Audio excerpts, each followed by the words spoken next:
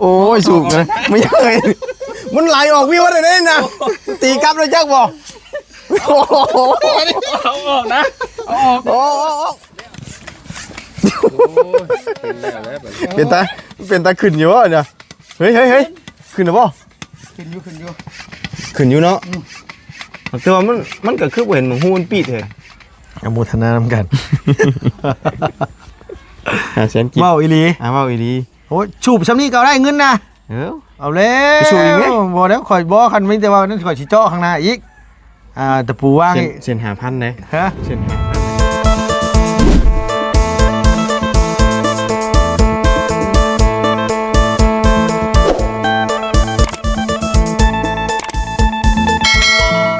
โอ้ยพี่น้องไอ้ฝนก็ตกอีดีเนาะย่อยแสะอยู่เบิดมือเลยบาทนี่จักจีจังใดเนาะเข้ามาโชคบุรีปานใดมื้อนี้พี่น้องเอ้ยโอ้ยเนาะเข้ามาฮอดบัดเบิ่งตีรถพี่น้องเอ้ยเปเอเซอยู่เนาะจักสิออกได้หรือบ่บาทเพราะว่าทางก็ยากครับ เข้ามาเฮือนน้องหัวนี่พี่น้องเอ้ยเนาะฝนก็ตกยางรถกลางหัวบาดนี้เนาะโอ้ยจักสิมุนจังใดเพื่อนจับเนาะสิบดไปเลยบ่หรือว่าจังใดเนาะ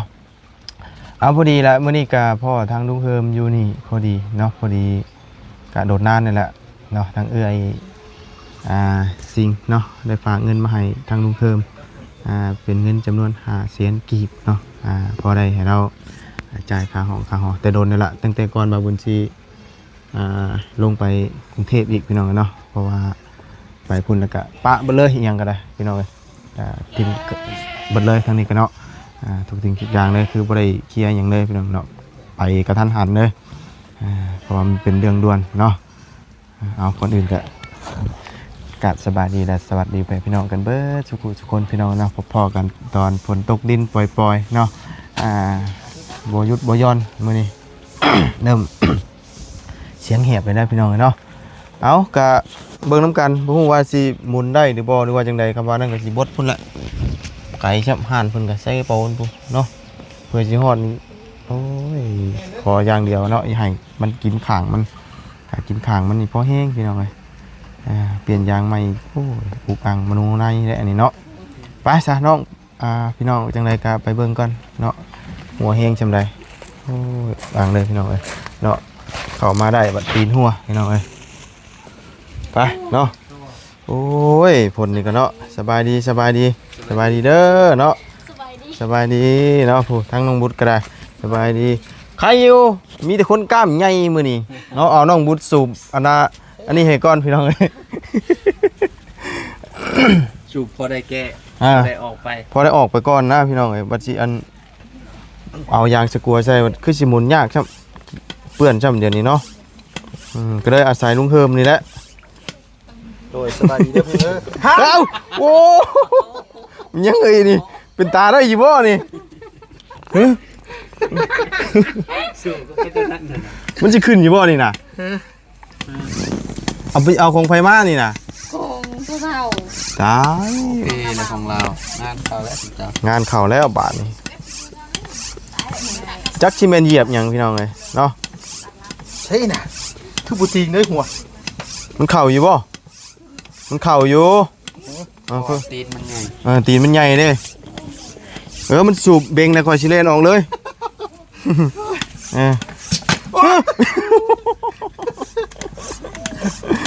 โอ้ยเนาะขึ้นอยู่บ่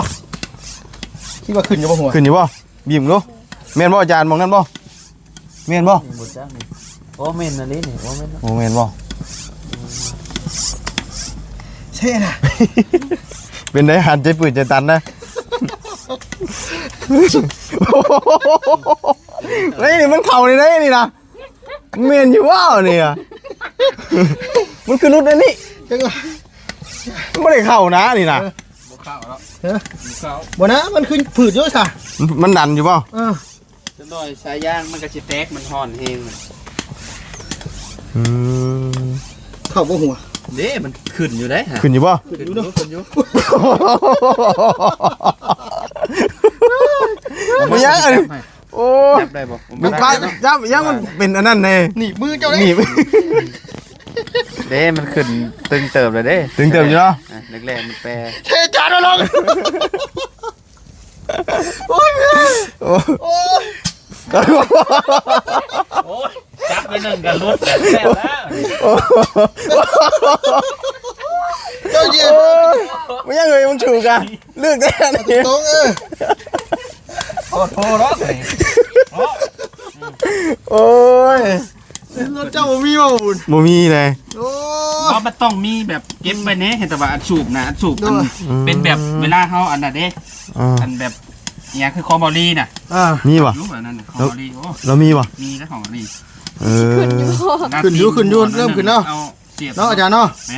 เริ่มขึ้นแล้ว มันจะหอดอยู่บ่ใช่ปูนนี่ ฮอดมันสิบ่ฮอดกับหมองนี้แหละ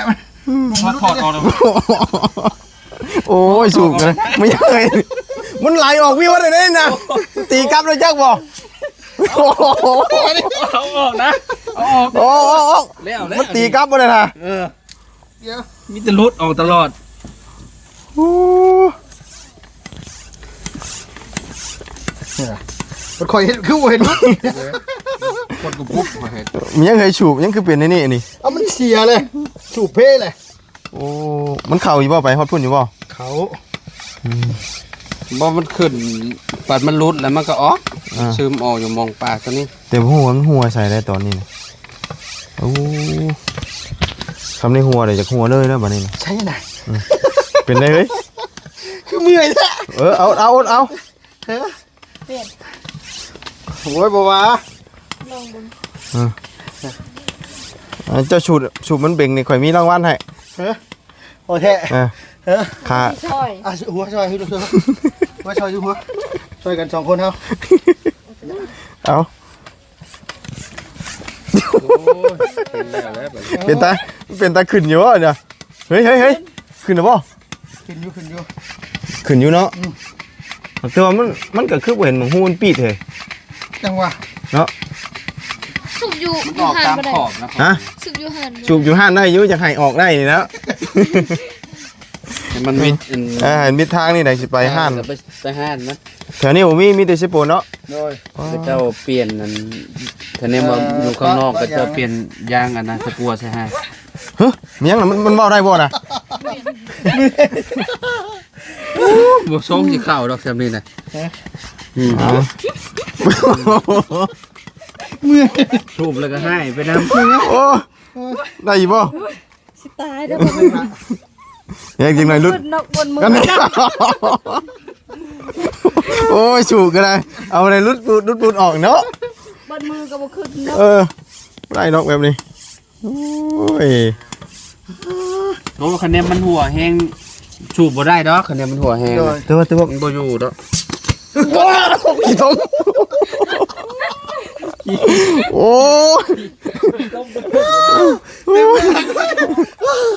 โอ้ยสูบก็ได้ โอ้ ได้อยู่เนาะ ได้ปิดไว้ เอ๊ะอันนั้นมันน่ะ เฮ้ยคุณอยู่พุ่นบ่ เบิ่งอ่อนเติบ ยางมันน่ะ ได้อยู่ดอกเนาะ ได้อยู่มาปิดไว้จัง ออกวิทย์นี่นะก็ ด้วยโอ้ยเหงื่อแตกนี่ทำนี่กับบุมีทั้งบ้านบ่ทำนี่นะ มีอยู่ได้อยู่ เฮ้ย เห็นได้ใช่ อย่างนี้หน่อยก็ได้คลายกับเข่ากันจะคลายได้เลย โอ้ยเนาะบ่มาหัวตอนอันมือฝน คอยว่ายังมันย้ำขอบมันนี่เลยอาจารย์ เอาน้ำมาหดดูเฮ้ยเข้ามาในขอบเฮ้ย โอ้มันออกนี่ น้ำขอบมัน บอกใช่น่ะเอาน้ำหด ข ดู อบ ฮะมาฟังลุงจะ น้ำขอบมัน เดี๋ยวหาให้บ่หาจะได้ยินบ่ น้ำขอบอันนี้นะเขาต้องเอายางใส่ เอาน้ำมาฮดแล้วมึงดูมันออกมึงเลย เอา ใช้เอาน้ำมาดูฮะจ้า ว่าเฮ้ยสิหัวขอบ อ๋อขอบรถได้น้ำขอบรถได้เสื้อรถ ต้องเฮ็ดในฉบับมันจะบ่ได้เปลี่ยนยางไหมบ่ บ่ได้เปลี่ยนมันมีวิธีเขาเฮ็ดอยู่ ว่าเนาะเคย เขาเอามันใส่ หดดู ใช้ขอบมันอยู่อาจารย์ เข้ามานั่นน้ำขอบน่ะหดบุยๆแล้วได้ ใช่ บ่มันบ่แห้งปานนั้นนะ ได้ยินอยู่เสียงมันแจ๊ะเอา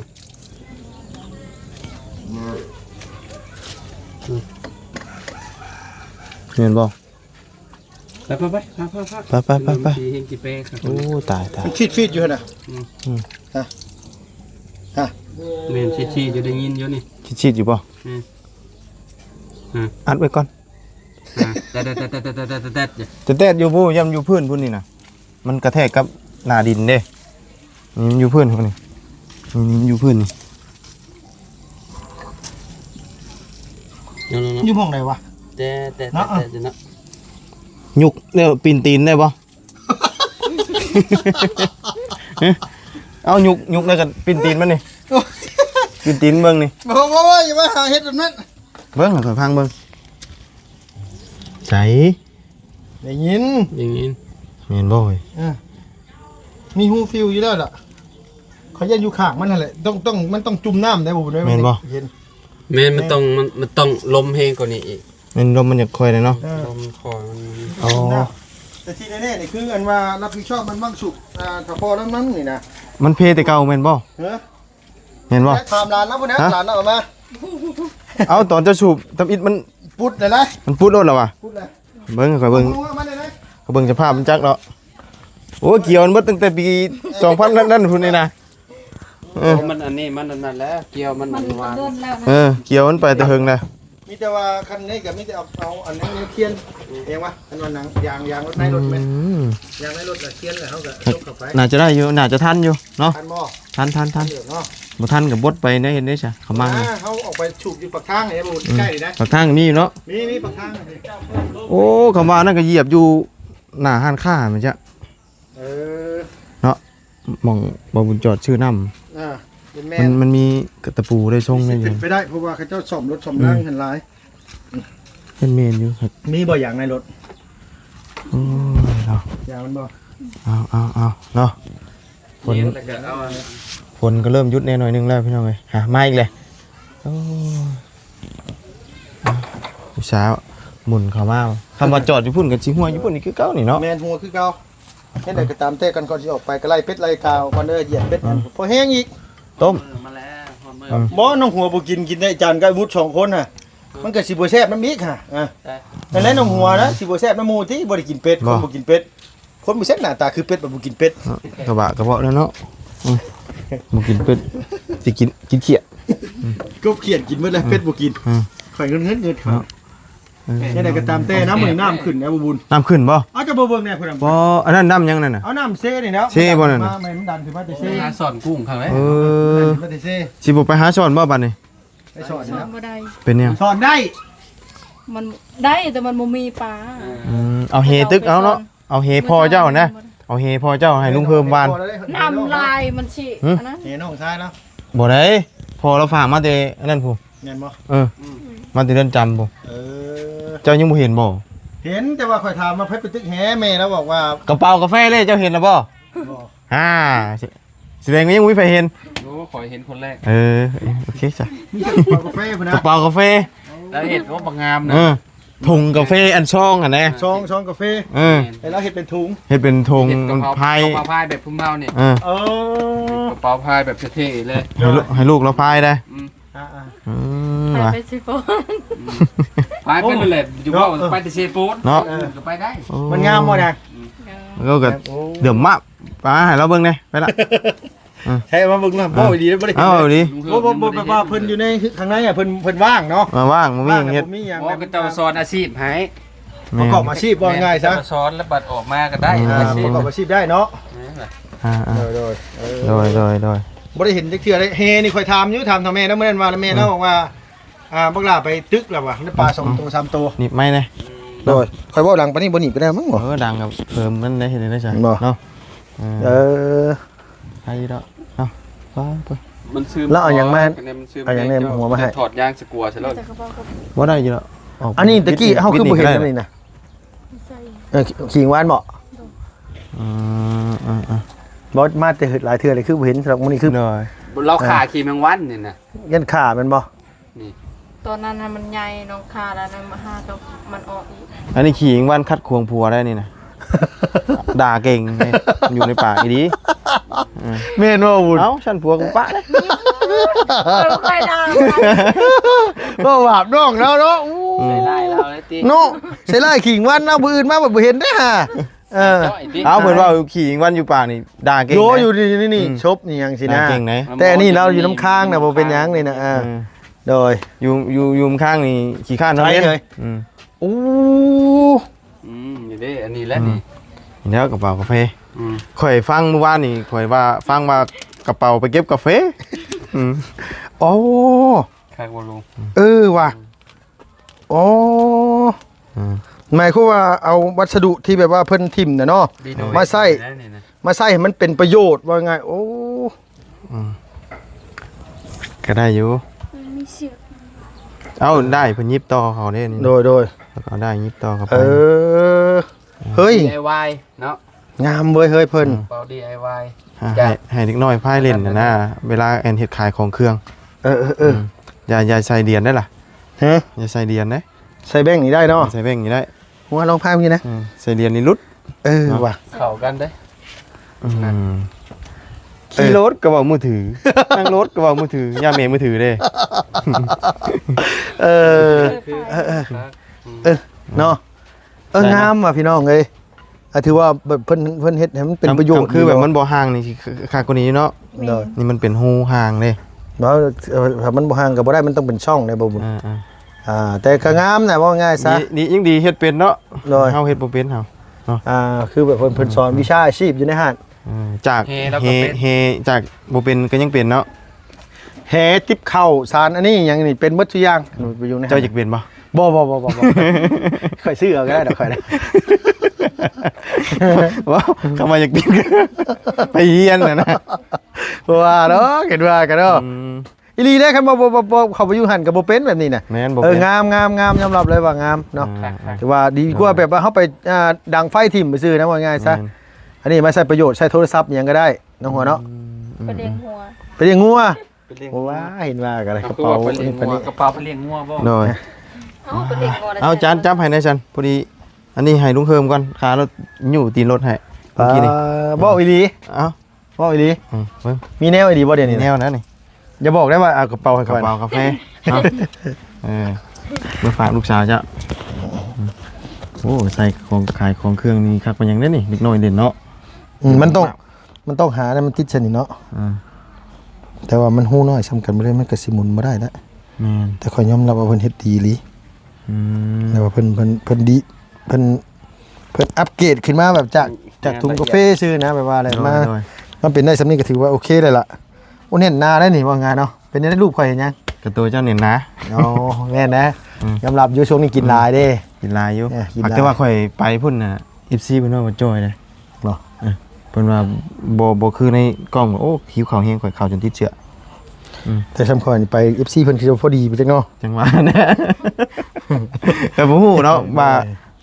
จ้อยบ่หรือว่าจังไดแต่ว่าเฮาก็ซ้ำเก่าหั่นแหละ โน่น กินหลายคือเก่า ดีงาม ไปพุ่น งาม หลาย โอ้มีโอกาสข่อยก็อยากไปได้บุญแต่ข่อยบ่มีโอกาสข่อยนะว่า ว่าถ้ามีโอกาสไปหาแบบนั้นก็บ่อยากให้ไปหาเพิ่นได้ โอ้เป็นแม่นคนเอาแล้วข่อยพี่น้องข่อยลายซ้ำอยู่ไทยเพิ่นกัน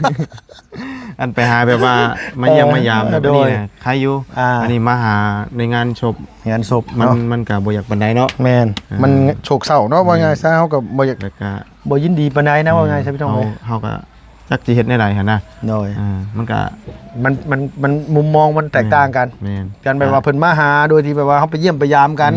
ไปเล่นไปเที่ยวสิมันก็โอเคพี่น้องมีความสุขแล้วก็เฮาต้อนรับอบอุ่นว่าไง แต่ ซะ อันนี้จักจิแบบใดพี่น้องเนาะก็ต้อนรับบ่ทั่วถึงนะเฮาก็บ่จัก แม่น เฮ็ดนะ กับอีกอย่างกับมันสถานที่กับมันบ่แม่นสถานที่คืออยู่บ้านอยู่ซ่องเฮามันเป็นสถานที่แบบว่าอยู่ในวัดในว่าน่าสิไปอันนั้นหลายมันก็บ่ได้เนาะ โดย เข้าใจอยู่ตัวนี้ก็ได้ FC เพิ่นมาเพิ่นก็หนึ่งมากันด้วยความเพิ่นอยากเห็น แม่น คิดถึง ก็มาก็คืออยากมาเยี่ยมมายามอยากเห็นนั่นแหละเพราะว่า หน่อย สละเวลางานมาเลยนะ หน่อย บางคนแต่ละคู่แต่ละคนก็บ้านไกลกันนั่งแท็กซี่มาบ่มีรถส่วนตัวมากัน เพิ่นอยากมาเยี่ยมมายามนี่แหละ มาแล้วก็บางคนก็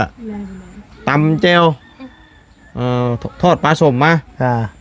ต้อนนะ มาถวายอยู่หั่นเลย ต้อนเลยเอาไงเนาะยอมรับน้ำใจเพิ่น หน่อย ไอ้ย่างออกมาตามทางพ่อ FC อีก เนาะ เอาผลไม้ให้เราขายหน่อไม้อยู่ เอา หลาย ขอบคุณหลายๆเนาะที่เพิ่น โอ้ยถือว่ารอดตายน้ำเพิ่นนะเนาะ เพิ่นอยากมาเยี่ยมมายามมาสิแหละพี่น้องเอ้ยเอาของฝากของต้อนมาให้ แม่นเพราะว่า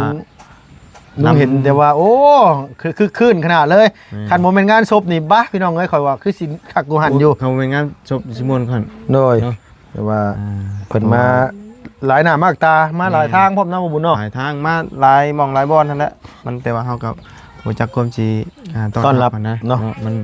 สถานที่มันก็บ่ได้คือว่านั่นเนาะ โดย เฮามาอันแบบอันนี้เฮายังว่าต้อนรับอีกแบบนึงเนาะ โดย แต่นี่ขนาดพี่ดำแล้วก็ยังแบบมาแบบนี้ไม่เอาเองนะหรอ มาให้มาแบบมา อันที่ว่าเราบอกว่าเราอยากเจอข่อยนะบ่ อ่า โอ้ เจ้าสัญญายังเจ้าว่าสิขัวหนูเจ้ากินบ่ ข่อยถ้าถามมาคุยชวนตัวกับอ้ายแล้วบ่ข่อยบ่เคยคุย ยังเนาะ ยังบ่เคยคุย เรา จัก เห็ เทื่ น อ ขัวหนูประจักษ์เราก็ แม่นนั่นแหละข่อยว่า แต่ว่าเราก็อยากมามีโอกาสเอิ้นมีพัน โดย เฮ็ดพัดปอดมากันว่า คันไม่โอกาสกลับมาเด้อพี่ดำเด้อเดี๋ยวเจอกันอายุ40กว่าบ่แล้วบ่อายุเท่าไหร่นะ โอ้เราหาสิปลายเลย 50กว่าแล้วบ่ อ่า เอ แต่ว่าร่างกายเรายังแน่น โดย เนาะฟิตกระ ว่า ปี้ก ไง ระเป๋า ว่าเราคนออกกำลังกาย คือเบิ่งในหน้าตาแล้วนี่ให้เบิดเรื่องอันน่ะคือเล่นนี่แล้วเหรอตรวจเหนียว มาสองรอบตรวจเหนียวสองรอบว่ามองเก้าเราที่เก้า เดี๋ยวสองเทื่อ มันใช่แน่ๆเลยดิ เอาหน้าตาใช่ ใช่ไหมวะนี่ แต่ว่าอันเรื่องอันเล่นนะบ่ได้เล่น เอาหน้าตาคนเฮามันบ่คือกันเนาะ โดย บางทีตุ้ยลมชมพูสิเล่นก็มีนี่เป็นตรวจพ่อเอ้า โดย มันบ่แน่เด้พี่น้อง คนเฮามันสิเบิ่งแต่รูปลักษณ์ภายนอกก็บ่ได้เนาะ อ่า บางเทื่ออ้วนหน้าขาวเบิ่นๆมาตรวจบัดเชือกมี มี เฮาอีดีได้อุ่นเอ้ย ตัวนี้ก็มีคือกัน มันมองง่ายๆกับร่างกายของคนนี่แตกต่างกันได้พี่น้องกันบางคนบ่ได้เล่นแต่ว่าสภาพมันให้ใช่นะ โดย บางคนนี่สภาพบ่ให้แต่ว่าเล่นก็มีเพราะฉะนั้นก็คือเฮาสิไปฟันธงด้วยว่าแบบนี้ต้องแม่นต้องนู่นนี่มันสิแจงแบบจังได๋อ่ะสิเบิ่งด้วยภายนอกก็บ่ได้เนาะ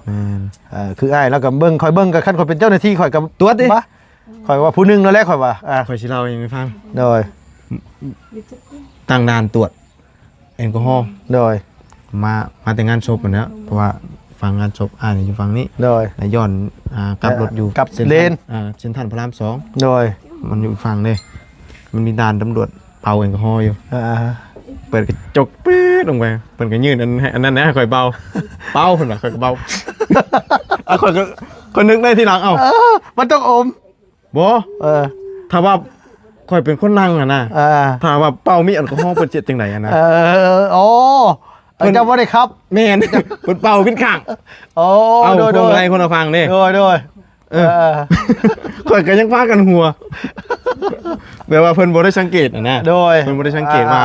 ว่าเขาขับรถไม่ได้ขับรถเพราะว่าเพิ่นคิดว่าพวงมาลัยอยู่ฝั่งหัว แม่นเพิ่นได้ เจ้าเป็นคนนั่งซื่อๆเดี๋ยวเพิ่นอยากจะเป่า แต่ว่าทางนี้บ่ได้เป่าเปิดกระจงไปก็ยืนเป่าพุ่นน่ะติดอ่ะไปโอ้พากันหัวมื้อน่ะเนาะมันเพิ่นบ่ได้สังเกตพวงมาลัยมื้อนั้นน่ะ โดย แล้วก็ป้ายทะเบียนเพิ่นก็บ่ได้สังเกตครับ โดย เพราะว่าเพิ่นบ่ได้สังเกตนะเพราะว่า โดย เอ้าสิให้ข่อยเป่าเพิ่นยังข่อยให้คนขับแม่นบ่ถามว่าเว้าอีกอย่างอะนะ โดยมุมมองหนึ่งเนาะว่าเขาเพิ่นอาจสิคิดว่าเขาเป็นคนไทยขับรถอยู่ฝั่งไทยอย่างสินะแต่ว่า ก็หัวแล้วก็ได้ ได้ลองขับอยู่บ่ไปไทยได้ลองขับอยู่บ่ บ่ขับแต่รถตัวเองนี่แหละไปมุกนี่แหละ บ่บัดสมมุติไปไทยผู้บ่ได้ขับดิ บ่ บ่เตรียมผู้เดียวเลย แม่น บ่กล้าเลยแม่นบ่ ถามว่ากล้าบ่มันก็กล้าอยู่ขับรถเฮาเอง คันรถเขาเองเนี่ยกล้าเนาะอูเนาะ แม่น ข่อยคือกัน ไม่ได้ว่าจะอยู่พุ่นอยู่พี่เถอะพี่น้องแต่อยู่พี่ข่อยยังบ่อยากกล้าปานใด รถเฮาเองเฮาจำเป็นเฮาต้องขับอยู่แล้ว เลย ถ้ารถหมู่เฮาก็ย่านเลย ย่านมันเป็นหันเป็นนี่มามันยากพี่น้องรู้ว่าหยังดอก มันบ่กล้าขับเลยรถ โดย หมู่เนาะ มันกระรถกระลายพร้อมมานี่ อันรถเฮาเองลายก็มันก็จำเป็นต้องขับ ว่าไงมันขมังล่ะ แม่นอันเรื่องรถลายน่ะยังสิขับได้ง่ายอยู่ แต่เรื่องเส้นทาง แม่นพี่น้องเอ้ย เพราะว่าลายก็จริงรถน่ะแต่ว่าเพิ่นขับมันเป็นระเบียบเรียบร้อยกว่า โดย มันต่างกันกับบ้านเฮาเด้อ ว่าไงว่าคันว่าขึ้นมอเตอร์เวย์ก็เฮาเบิ่งแต่ทางหน้ากับทางข้างอย่างเดียวเนาะ แม่น เบิ่งแต่หน้าข้าง โดย แต่ทั้งเฮานี่ทั้งสวนมาทั้งหมาทั้งหมูทั้งแบะทั้งไก่เนาะทั้งคนทั้งหยังโอ้ย มันอันตรายด้วยกันหลายเท่านะอ ระ ยู่ วัง เรา ระวังหลายอย่างพี่น้องเอ้ย อยู่พุ่นน่ะคือว่ามันเป็นว่าง่ายว่ามันขึ้นของมอเตอร์เวย์น่ะมันคือเลนเดียวไปเลยแม่นบ่ล่ะมันแต่ว่ามันนี่ มันแค่เฮาสังเกตว่าไง ซ้ายขวา แปลว่าเฮาสิไปเท่านั้นเส้น โดย ทางเฮามัน แม่น คือเส้นกระปุ่นว่าซั่นซะ เนาะ มาเอาสิลงหมองใดล่ะ แม่ กัน นพิษอันหนึงนี่ก็แม่นพุ่นละ3 ชั่วโมงสิกลับมาฮอดหม่องเก่า โดย อืม มันระวังตอนนั้นแหละ ระวังตอนนั้น ส เนาะ มมุติว่ามันสิลงสมมุติว่าเฮาสิขึ้นสะพานแขวนเนาะ แม่น สิลงไปถนนสุขสวัสดิ์นี่ แม่น ถ้าเจ้าคันอันเลยต้องพุ่นกับพุ่นแล้วออกพระราม2พุ่นแล้วมันปุ๊ แม่นออกพุ่ พุ่ น น ละ สิลงหัวบางมดพุ่นแล้วบัดนี้นะ แม่น เพราะว่ามันมีหลายเส้นทาง ตัวนี้เนี่ยตัวสำคัญตัวที่ว่าเฮายังบ่คุ้นเคยทำ โดย เฮาคุ้นเคยเฮาใส่ GPS เป็นแล้วก็มันก็คล่องแคล่วง่ายแล้วก็ โดย สังเกตเบิ่งอีกทีได้พลิกหน่อยหนึงก็บ่ได้นะ อ่า ไปเลยนะพลิกหน่อยหนึงก็ได้ตัวนี้เนาะ ใช่สิริเนี่ยก็ แม่น คันสิริลงเนี่ยกับไปทุกที่ด้วยเนาะ ไปที่คือกัน โดย พาไปลอดใต้ชวงจะพานก็กลับมาหมู่เก่าสิรินี่กันอันนี้คือการได้ โดย เนาะแต่ว่าเฮาต้องชินอันน่ะในเส้นทางพร้อมขับรถนะ โดย แต่เฮายังบ่ฮู้จักเส้นทางนี่ กระเป๋ากาแฟนี่ได้อันเดียวมันบ่เอ้า ไปสนอตีนรถคอยสิแพบอีกแล้วนี่ โดย เอาอันนี้ก่อนให้เจ้าก่อนค่าเจ้าจุดนี่ ไม่ยังน่ะ ปัจจัย ปัจจัย อืม เอาอีหลี อนุโมทนานำกัน อนุโมทนานำกัน เสียนกิน เว้าอีหลี เว้าอีดี โอ้ยชูบซำนี้ก็เอาได้เงินนะ เออ เอาแล้ว ไปชูอีกไหม บ่แล้วข่อยบ่คันมีแต่ว่านั่นข่อยสิเจาะข้างหน้าอีกตะปูว่างอีก เส้น5,000เลย ฮะ เส้น5,000เลย บ่ไหวเลยเนาะ เส้นได้นี่อันนี้มันหาเส้นได้นี่น่ะเนาะบ่ไหวเด้อเนาะ อ่ะเนาะ โด โด ย นนั่นละทั้งเอื้อย โอ้โดย เพิ่นฝากมาให้ อ่า ก็ได้ซื้ออยากจะกินแต่ทั้งเอื้อยสิง โอ้ ที่ว่านี่แหละ อ่า ได้สดสวยสมทบทั้งเฮือนทั้งชาน้องหัวแล้วก็ โดย เรื่องซื้อรถซื้อร่างบาซอนนี่แหละ โดย แต่ว่ายังบ่ทันได้ ซื้อ ซื้อทางบาซอนก็รอเบิ่งทางบ่เสียงกลับมาอีก เอื้อยแล้วซื้อหยังก็เอื้อย เอื้อยสิงประถมมาวงเนาะ โดยเอ้าเดี๋ยวก่อนอื่นก่อนใดก็ลุงก็ต้องกราบขอบคุญขอบคุณทั้งเอื้อยสิงห์ประธานวงศ์เนาะ ประถม ประธรรมนวงศ์ โดย ที่เอื้อยเพิ่นมีน้ำจิตน้ำใจทางสดซอยทั้งเฮือนน้องหัวแน่แล้วก็ทั้งน้องสอนน้ำแน่แล้วก็แบ่งปัจจัยมาให้ทางลุงเฮิมแล้วก็ทั้งทีมงานนำขอบคุญขอบคุณในหลายเด้อขอให้อยู่ดีมีแห้งอย่าเจ็บอย่าจนน้ำลำไปเรื่อยสุขภาพพระนามัยแข็งแรงเฮ็ดหยังทำหยังก็ขอให้ประสบความสำเร็จในหน้าที่การงานทุกสิ่งอย่างเนาะสิ่งสำคัญก็ขอบคุณเฮือนซานขอให้สุขภาพพระนามัยแข็งแรงอายุหมั่นขวัญยืนเจ้าสาธุเนาะ ถูกอ่ะ ขอบคุณทั้งบ่บุญน้ำพี่น้องเอ้ยถือว่าจนวันแล้วเพื่อสิมาฮอดกันก็ได้ซ้ำข่อยคือกันข่อยบุญคือกันเดี๋ยวนี้นะ ข้ามไทยกรุงเทพทั่วบ่ได้นี่น่ะทงดำๆค่อยนี่ไปทั่วบ่ได้นี่น่ะ โดยข่อยก็จนว่า เอาเงิน อันนี้ เฮ็ดอันน่ะอยู่หันอยู่นี่นี่แม่นอยู่นี่เบิดได้นี่ โดย นี่ ข่อยก็โอ้ยเบายาวทาง บ่ บ่ บ่ได้แม่นว่าเงินตัวเองนะ มันจนแล้วว่าเลยติ ถือไปทั่วเบิดกรุงเทพนะ ทั้งไอ้เนี่ยจะดีแล้วอันมาฝากเงินมาให้ลุงอันมาไปมอบให้เบายาว 2,000 บาท จนมาแล้วว่าอะไรเดี๋ยวนี้นะข่อยบ่พ่อเบายาวจักเทื่อข่อยจังเว้าอยู่เพิ่นบ่ขึ้นมาบ่มากับบ่รีขึ้นมาเซโปนบ่ขึ้นบ่ยังว่า อันนี้นั่งนี่บ่ จังว่าลุงยังไม่ได้ถามเราอยู่ แต่ว่าเราบอกว่าเราสิขึ้นมาอยู่ โอเคเนาะ โดย เอา ไปเชิญ หมดเวลาเดี๋ยวจะ ได้คำว่า สูบอีกวันนี้ก็ได้ล้านหนึงนะข่อยสิบอกไว้นะฮะ ว่าเราเคยว่ามันตายจากฉุด เด้อเอาขอบคุณในไลน์เด้ โอ้ อย ปราศาส ที่ นา คน จังใด จะดี กัน เบ่สุคนเนาะโดย จังไดก็ขอบคุณทั้งเอื้อยเนาะขอให้เอื้อยอยู่ดีมีแฮงสุขกายสบายใจเด้อเนาะว่าเอื้อยเสร็จธุรกิจการงานใดก็ขอให้ราบรื่นรุ่งเรืองเจริญก้าวหน้าในหน้าที่การงานสิ่งสำคัญก็คือขอให้สุขภาพร่างกายแข็งแรงดีเป็นสุขความรวยกับครัวเอื้อยเด้อเนาะสาธุไปแล้วเดี๋ยวเอาละอัน ไป อย่างรถแบบอีกพี่น้องไปสบายดี สบายดีเด้อ ไป